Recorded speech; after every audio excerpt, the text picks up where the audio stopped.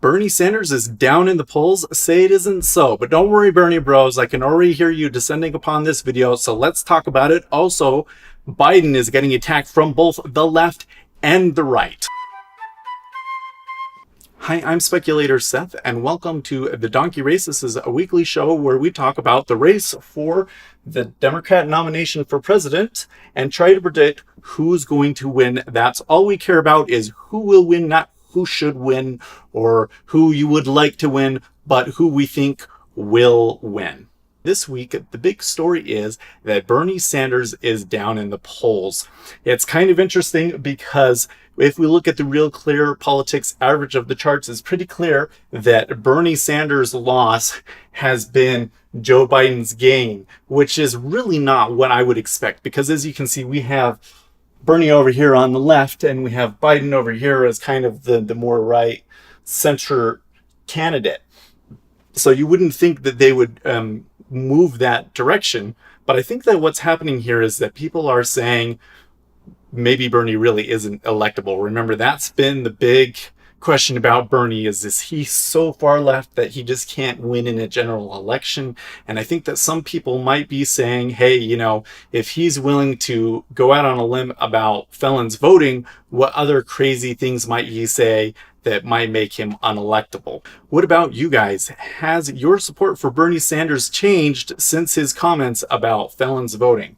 Let me know in the comments. I would love to hear what you guys think about this. Now, as for my ranking, does it affect my ranking? Well, you're going to have to wait until the end of the video when I show you the changes for this week.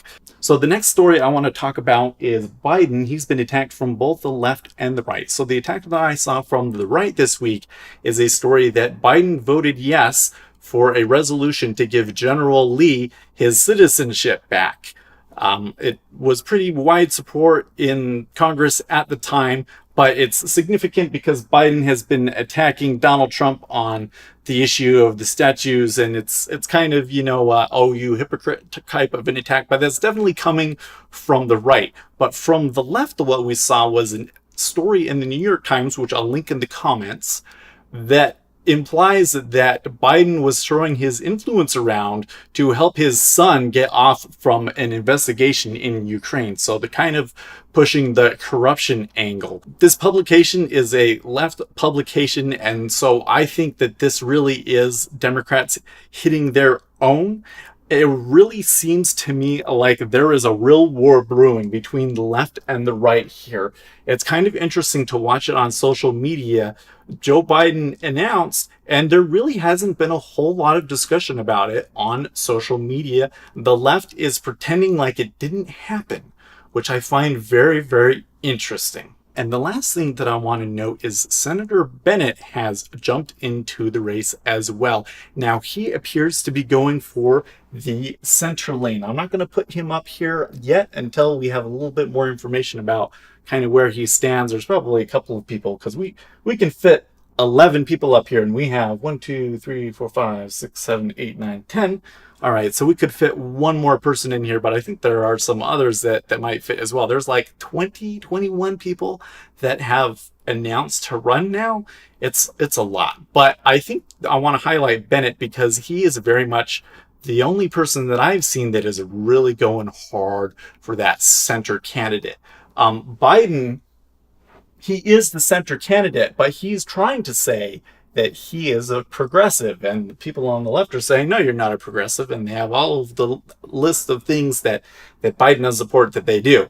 So for somebody to come out and be actively trying to run as a centrist, I think is a significant thing, and it could play along in the future. And I think the thing that kind of stands out to me is that people are still joining in, which makes me think that people generally aren't happy with their picks.